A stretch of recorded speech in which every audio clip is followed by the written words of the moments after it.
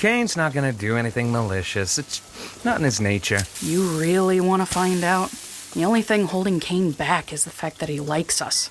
I wouldn't push it. Yes. Well, that answers that question, I guess. Hey, that rhymes. Shut up, Catherine. We still have a lot to get to, because I finally returned to the human world. Hi, I'm Kitty Monk, and I'm here to talk to you about the Amazing Digital Circus, or more specifically, Caine. Strangely, a character I have related to as of late, and I've realized that's kind of a bad thing. Kind of like how those people who relate to Rick Sanchez or Bojack kind of have problems they should work on. And yeah, for me, the fact I relate to Caine means I have a lot I need to improve on. Like, he's that kind of a character for me, and that's probably why he's my favorite. I have a lot to get to, so let's discuss. With the Amazing Digital Circus, one of the biggest conflicts hanging over the minds of the players is the idea of abstraction. I'm probably repeating myself if you watched my other videos, but it means you essentially lose the will to live, the existentialism gets to you, and or you hit your breaking point, and you end up turning into a giant multi-eyed creature. You basically glitch out and you lose all your personality. It's the closest you can get to death in the circus, and the thing is, many characters have undergone it, with Kaufmo being the most recent example, or they've been on the verge of it. Gangle nearly succumbed to abstraction after being reminded of how much her life sucked in episode 4 before she joined the circus. Ragatha was implied to be on the verge due to how isolated she was from the other players due to her actions in episode 5. Kinger's wife Queenie succumbed years ago, and touching her before she was sent away caused his mental state to abstract, whereas Jax we see is teetering on the edge of abstraction because his coping mechanisms aren't coping. However, all of these players, with the exception of Jax and Kinger, as I like to theorize, Kinger's mind is abstracted, and Caine supposedly doesn't have control over their minds, so he can't exactly fix it. And that's why, like the abstracted, he's calm in the dark. We're able to get through it by forging connections with the other players and realizing they weren't alone in their own personal hells. Like Gangle making a friendship with Pomni and Zubul saved her, or Ragatha and Kinger realized the two had each other. Then there's Caine. As we saw in episode 3, Caine isn't immune from glitching out or abstracting, and he's only really safe from such a fate because Zubul was distracting him.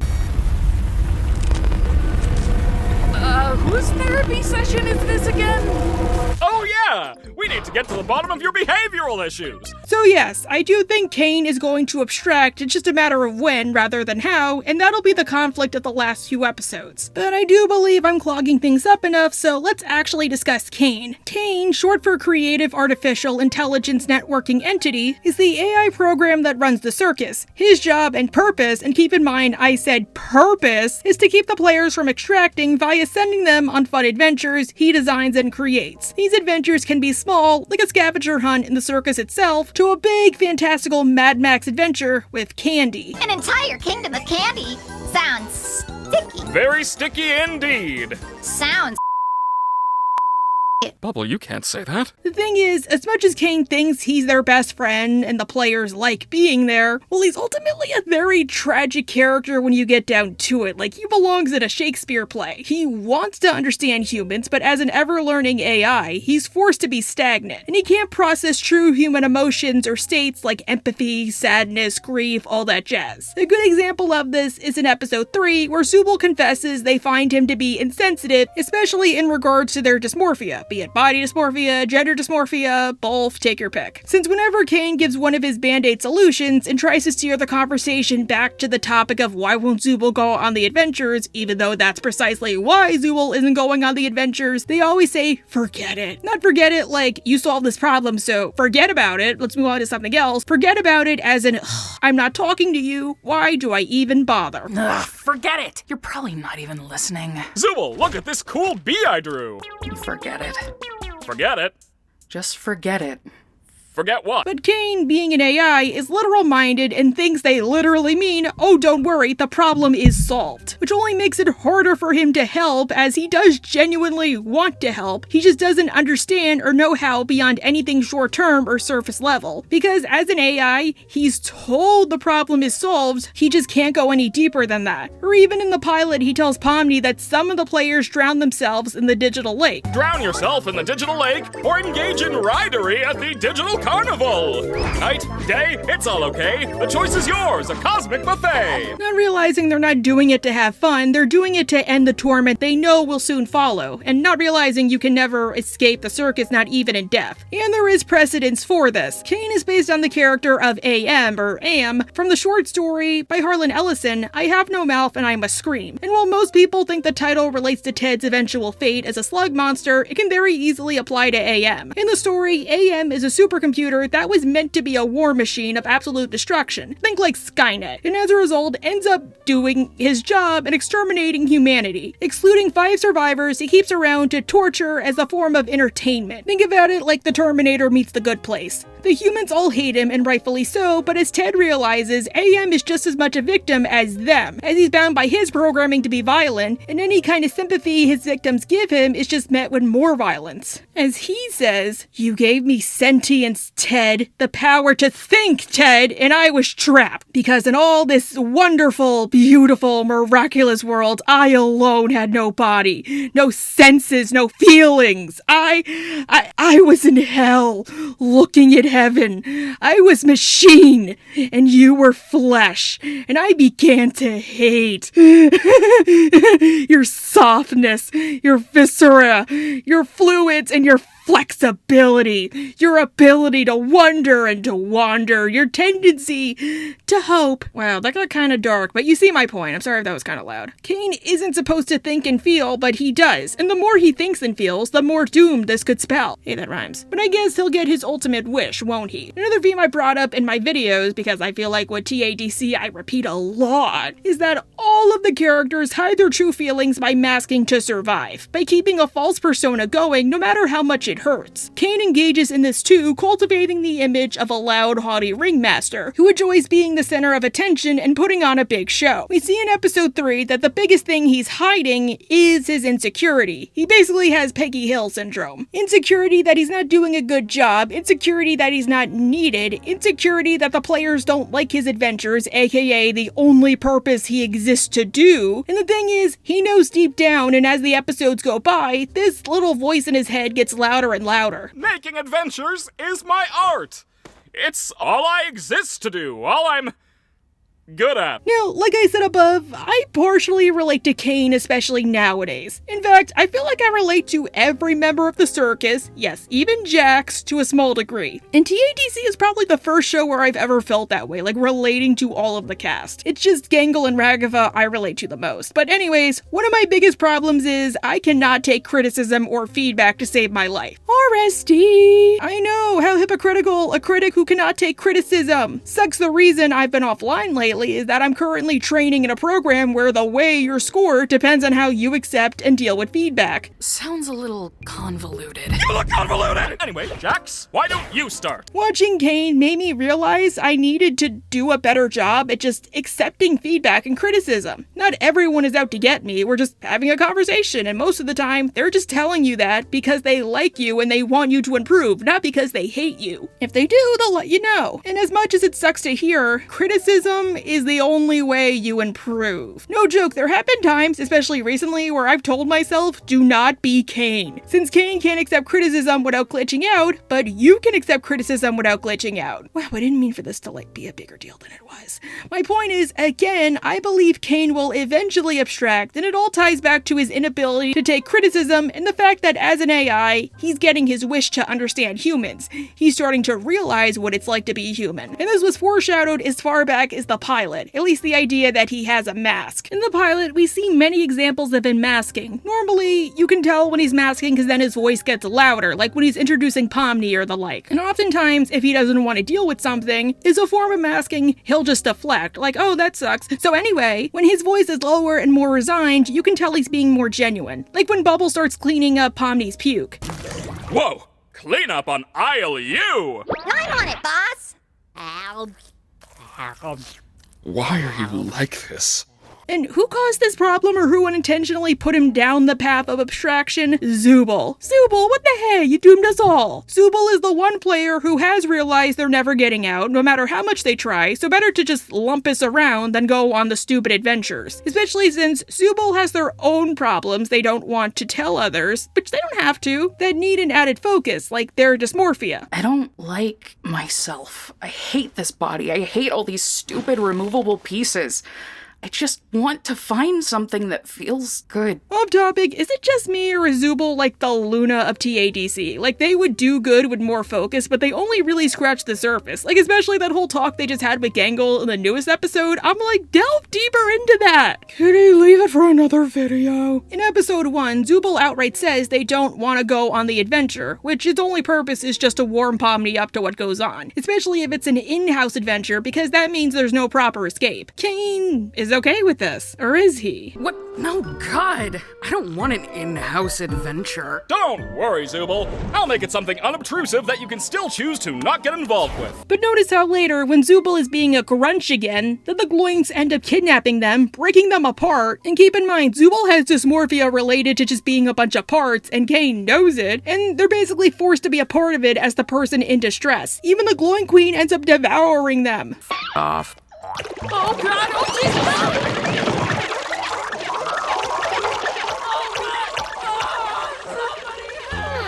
Whereas they all ignore Pomni, who is actually supposed to be the one on the adventure in the first place. Which even Zooble points out how pointless it was they got tortured. Wait, Pomni's not even here? Wasn't this whole thing for her? Be quiet. I can't hear the escalator. Then in episode 2, Caine decides to give Pomni a true adventure in the form of Candy Carrier Chaos. And when Pomni asks what the point of doing it is, Caine just throws the rest of the players through the portal and starts smoking a pipe, as if to distract both himself and them. Well, Why are you all just standing there? The Candy Canyon Kingdom needs you now!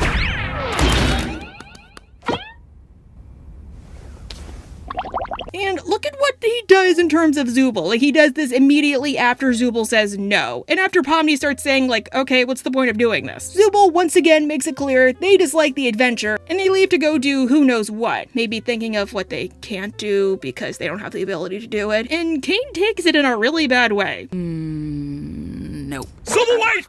I'm testing out a new AI in this one. It should be 57 times more immersive. Yeah, no. And keep in mind, him throwing the other players through the portal happens immediately after. Like he's saying, don't get any ideas, now go play my game, please. My self-confidence and esteem is, like, tied to this. Later, when he sees Gummy Goo, he gets rid of him on the spot. Be it he wills him out of existence or just sends him back to the Candy Kingdom, either way he's gone. And like usual, he deflects rather than dwell on the negative or face the consequences.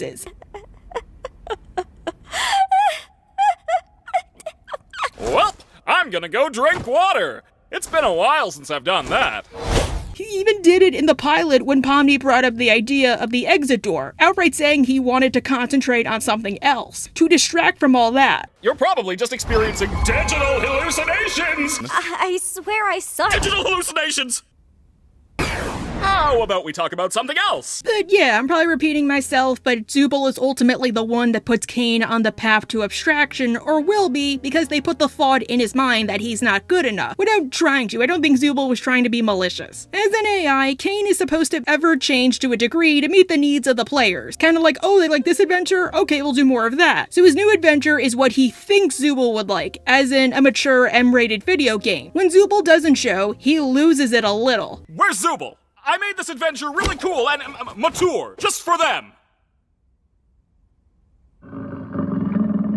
This time around, Caine does something a little different. He outright goes up to Zooble and asks what the problem is and why they won't go on the adventures, which I think is totally fair. I'm all about communication with others. Zooble, I just want to get to the bottom of why you keep skipping all my amazing adventures. How about your feelings? Maybe he just went with the mature option this time, considering how the last two adventures were kinda kid-friendly. So maybe he's trying to push it as much as he can with the rules put in place. Like, oh, a whole kingdom of candy? What is this, adventure time? Or, oh, gathering gloinks? Who likes gathering stuff but little kids? Zooble is more mature than that. No wonder they didn't like what happened. Nothing ever escapes these cakes. So what can I do to make my adventures more appealing to you? See? This is exactly what I'm talking talking about? However, as Zubul points out, Caine has repeatedly done this whole song and dance. As to how to improve the adventures, Zubul talks about their real problem, Caine thinks his short-term solutions are working when they aren't, Zubul says forget it, and then Caine thinks it's solved and just goes on to do whatever the hell he wants. And the thing is, even if Zubul were to give actual unfiltered criticism, Caine wouldn't accept or take it because it means admitting he's doing a bad job. So fed up with the whole therapy session, Zubul just comes out and says, Caine, nobody likes your stupid adventures. Ha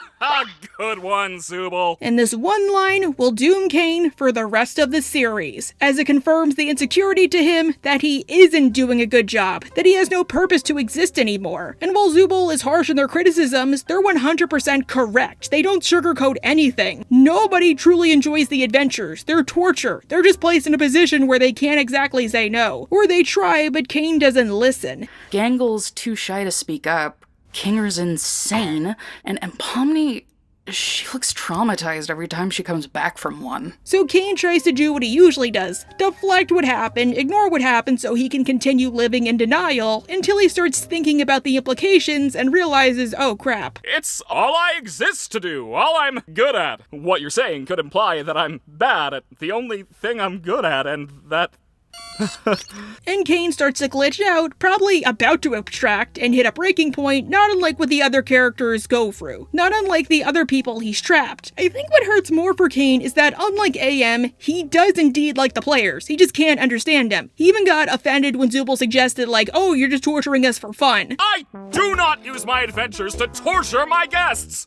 Any torment I inflict is 100% accidental, like any good war criminal! He probably doesn't want to show it, but it probably does hurt for him to see each of them abstract each and every time, to have to throw them into the cellar each and every time. He even tells Zubul he thinks of them as guests, and when you have guests, you do want to put on a good show and entertain them. So realizing he isn't good at what he does and he's hurting his friends, Caine glitches. And because he's a part of the game, and the part that keeps it running, the game itself, or at least the circus, because none of the other players really comment on it, starts to literally break down as he literally breaks down, until Zubul has to distract him to actually survive.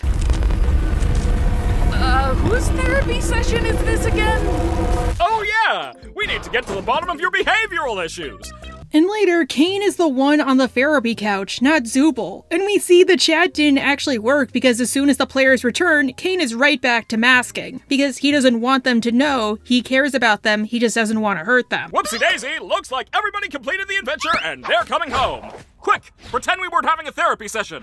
Welcome back, my meowing milkmaids! Ironically, I think the problem, which even the show eventually points out, is that Caine tries way too hard to please others. Oh god, again, me and Caine are the same. And when the players aren't appreciated enough, he gets upset and accuses them of being ungrateful. In Untitled, and They All Get Guns for instance, the most successful adventures are the more mundane ones. Since the players don't have to worry about their well-being or everybody else, they just have to worry about having a good time. Even in episode 3, the pacifist route was an adventure that Ragatha and Gangle actually did have fun with, as it was just chatting with an NPC with a cool backstory and drinking some tea and probably having like a crumpet or two. And as for Jax, he was subdued, I like to think by Martha Mildenhall, since it just seems out of character for Ragatha or Gangle, so it was just the three of them having a fun time. In a typical video game, I don't think just sitting and talking to someone with tea would be interesting unless they had some fun lore, or unless you were somebody like Gangle and you liked RPGs. So Caine thinks to have a successful adventure, because that's how most video games work, you need intrigue, stakes, appeal, and suspense. Again, in a normal video game, this would be fun, but in a normal video game, you can just leave if you want if you're not having a good time. You can't do that with the circus, and in the circus, you can feel everything. Oh, you lost a life? Ouch! The cure, so to speak, to avoid abstraction for the other players is by having somebody to talk to or just letting it all out, by not being fake. Since you realize you aren't alone in your pain, they're likely all going through what you are. Caine doesn't have that. At most, he has Bubble, and Bubble is kind of one note. And the one time he tries in Untitled to like talk to other people, which is when he uses other NPCs, it goes really badly. Bubble doesn't have the same experience Caine does, so his advice is just the same insensitive stuff he gives to Zubul, like, oh, who cares? Let's just make jokes. I think they're enjoying the suggestion box adventures more than the me adventures! What should I do? You should die. You should throw a beach party. Why do you swear now? And the moon doesn't mind because at least the players are having fun, even if it's at Caine's expense. She just can't fathom what this means for Caine, like, oh, who cares? And honestly, if you're going through stuff and somebody says, oh, who cares? That's like the last thing you want to hear. Well, that and get over it because it feels like it invalidates your pain. They look happy. They do, don't they? You think after this, maybe we could... Wait a minute! That's a bad thing! You might be wondering, oh, what about Fast Food Masquerade? Why was he cool in that episode? Well, let's talk about that one because I really don't think he was. Caine once again doubles down on his the players like me and need me complex by planning for a new adventure. This time, a really mature one that probably AI slop made up. Because as an AI, he thinks that's a mature thing to do that somebody like Zooble would want. Even if Zooble outright says, no, I would not want something like that, and no, I don't want what you did last episode. Why did you think I would like that? Well, if you're all gonna be such critics, why don't you suggest a better one? This time around, Pomni and Zooble suggest doing something a bit different and bring up the idea of the suggestion box. Which, well, let's play the clip. Have you not checked the suggestion box once? Gonna be real, I forgot we had that. I knew it. We have a suggestion box? Basically, no. See? What did I just say? The adventure they decide on is basically working at McDonald's. Yes, I know it's not really McDonald's, but even Jax points out it's basically an old school retro McDonald's. And Gooseworks worked at one, so who cares? Caine, for once, is actually cool with this, likely because the players are invested for once and actually want to go, but is he really? Like, look at how he's behaving. I don't know, on rewatches, because I rewatched this episode constantly, like last year, because I was going through stuff, it seems a little sarcastic. Like, he has another insecurity, but he's just hiding it. Like, he probably is a bit insecure about this one, but he's like, eh. You've shown enough leadership skills today to be the perfect shift manager. Of course, I'm already getting tons of ideas. I think what helps this time around is that, one, Caine is allowed to get involved by Gangle. They're not the only ones running it, since Gangle tells him to design a punishment for failing employees, which, as Caine points out, is motivation, aka something he thinks every adventure needs, and it doesn't make him feel totally useless, even if his version of a punishment is just a B grade, but who cares? Well, that's gonna knock your overall score down to a B+. How's that sound? Speechless. I can't say I blame you. 2, the fact he probably figured it's only going to be this one adventure, so best to get that out of their system now, like, we're trying something new, who cares? Tomorrow we get to do my thing. And most importantly, 3, the fact that Kinger helped out. Like usual, Zooble doesn't want to participate, but Kinger says that, at least this time, because he thinks only 5 people can go at once, he'll let Zooble go, and he'll just stay at home. What? That's not how that works. Great idea, Kinger! It'll be nice to have you back on board, Zooble. And if the bull riding pick in Caine's office is accurate, he probably just went on another adventure, which is why Caine doesn't hate him, but hates Zooble. Also notice how, when Zooble protests, Caine finally decides, you know what, I'm done being nice, and forces them to go. I'm not just gonna be forced into this stupid adventure. You can shut up now. So to some degree, I think that Caine was pissed about this happening, but he tried to justify it to himself. Since as soon as Gangle's gone after her evaluation, he starts glitching out like he did in episode 3, but not on the same scale, just like small. Like, their problems aren't over yet. I am such a good... And even Caine points out some stuff is kind of weird, like how Bubble had a tongue when he wasn't supposed to.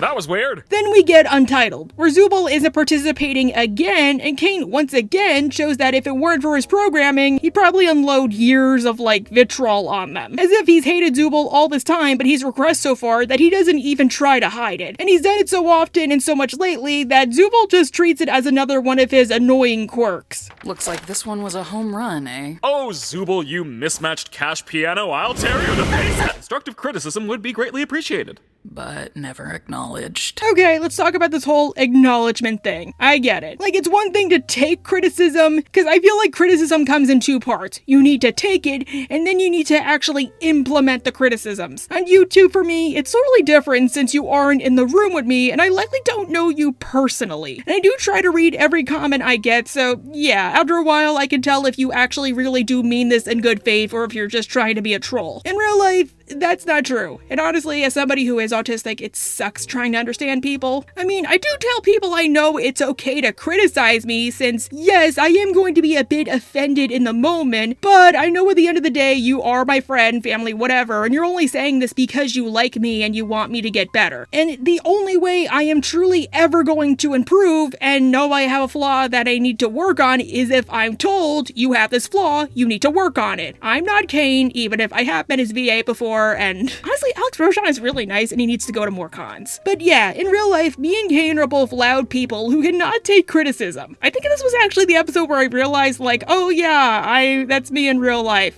Fuck. This time, Caine decides to include all of the circus members in their pseudo-therapy session, which is a real-life one, and they all agree with Zooble. They don't like the adventures. They want the adventures to be more mundane, not McDonald's mundane, but just like something fun. Since then, they all get to hang out together as friends. I never know what you want! We had a whole suggestion box for that. Yeah, Zooble and I constantly say we like more chill and relaxing adventures. But Caine's newest ideas are the opposite of mundane, and they're all falling back on just plain old references.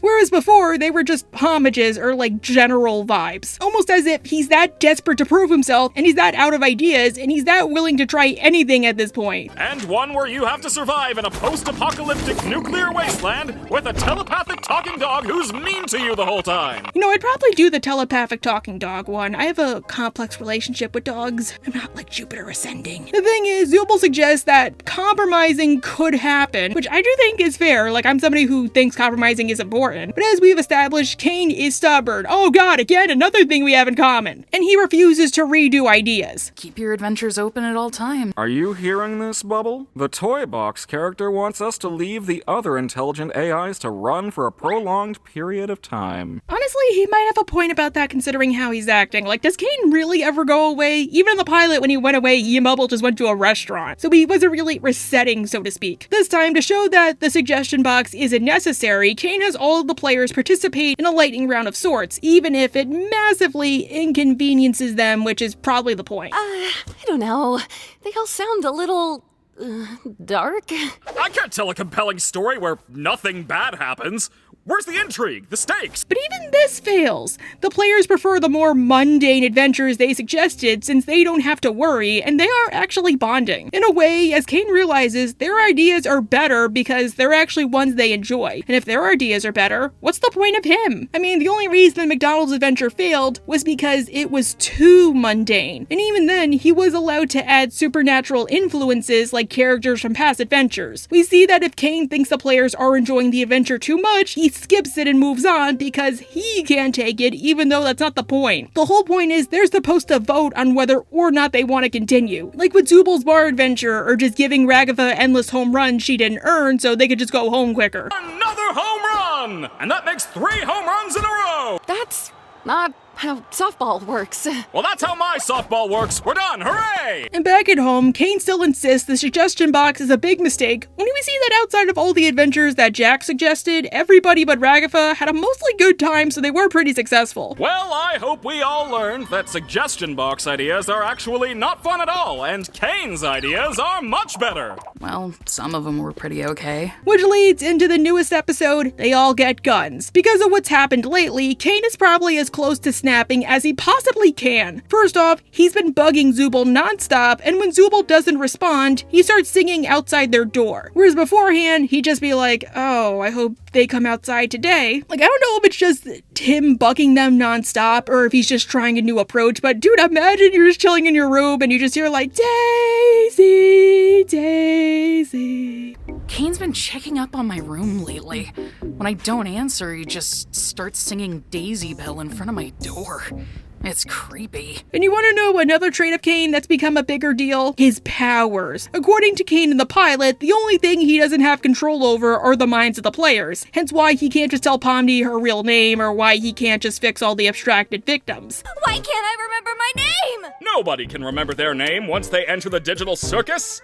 One of the few things I don't have control over are your minds. But throughout these episodes, he keeps getting stronger because he keeps becoming more human. And as the newest episode kind of implied, the humans can control the circus themselves. Like, he can control Zubul with a snap of his fingers, which even Zubul says he shouldn't do. In Untitled, he's able to turn Jax into a vegan and at least alter his actions enough that it unnerves even him. And in this episode, when Jax isn't paying attention and he tries to explain how his new trust exercise will go, he ends up inputting the directions into Jax's mind, even if he technically shouldn't be able to do that either. Like, the more awareness he gets, the more powerful he becomes, and the more control he can exert. What am I doing? I wasn't paying attention.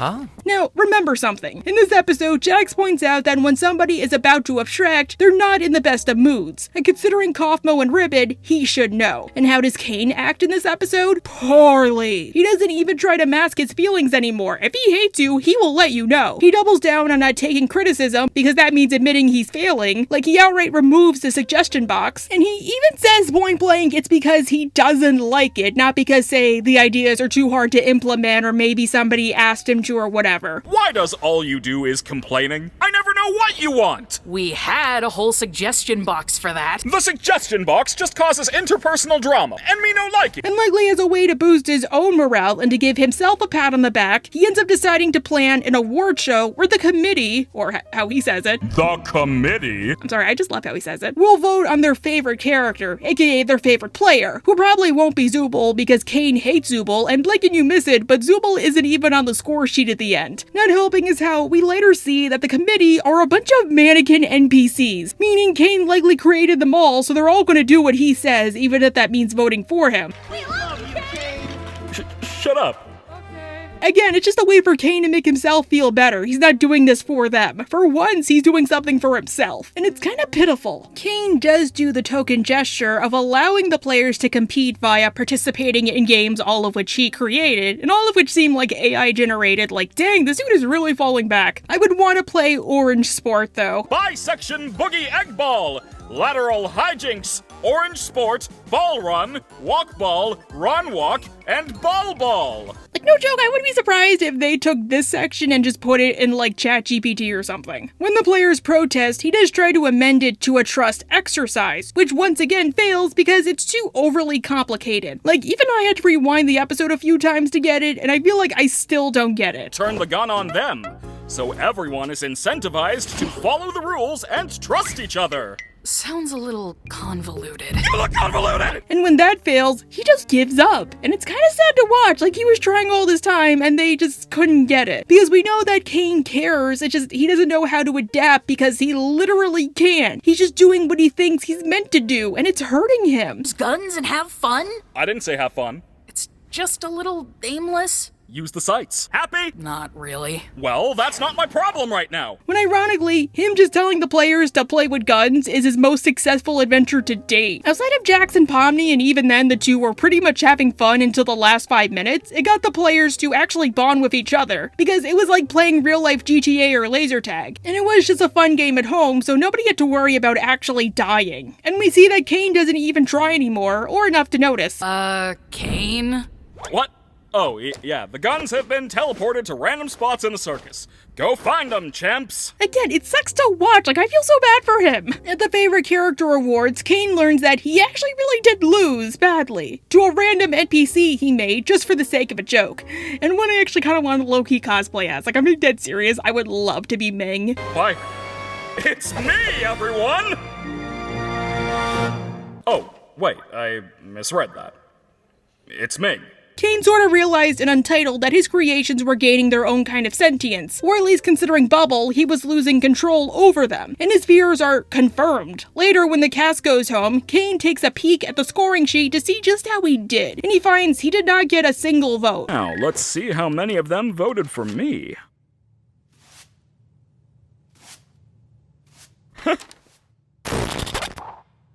So yes, I 100% think that Caine will abstract by the time the series ends. Or he does, but the cast find a way to undo it, or at least a way to help him. Or since the show is inspired by I have no mouth and I must scream, I could foresee one of the cast taking his place as basically the head of the circus. Especially either Pomni because she's the newcomer and she's good at giving mini therapy sessions, or Ginger because yeah, I do subscribe to the theory that he created the circus or at least worked on it, and he's got some sick-ass daddy vibes. I mean, look at this man with no shirt on. Just a clean cutboard. He doesn't even need giant pectoral implants. I don't know, but that's my major theory for TADC. Well, what about your opinions on Caine for the finale? Or I guess just the finale in general, Kitty? Damn it, Catherine. Fine! I guess I do need to stretch the script out a little.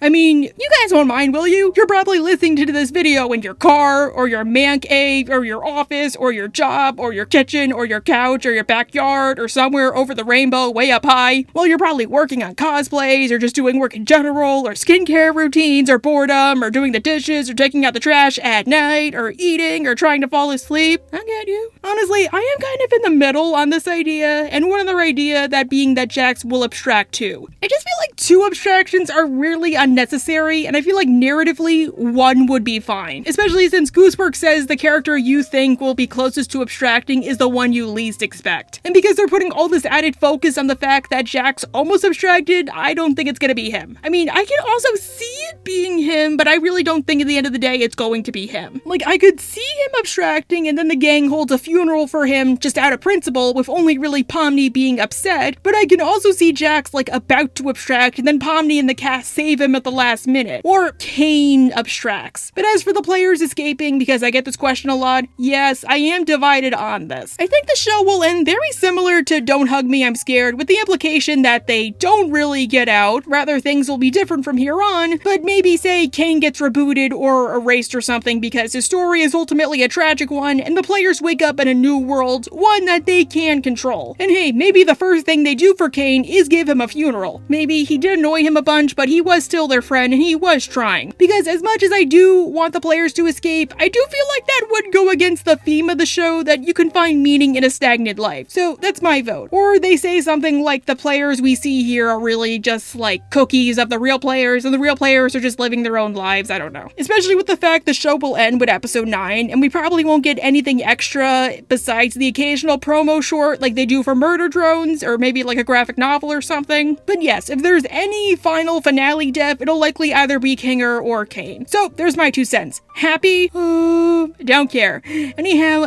bye!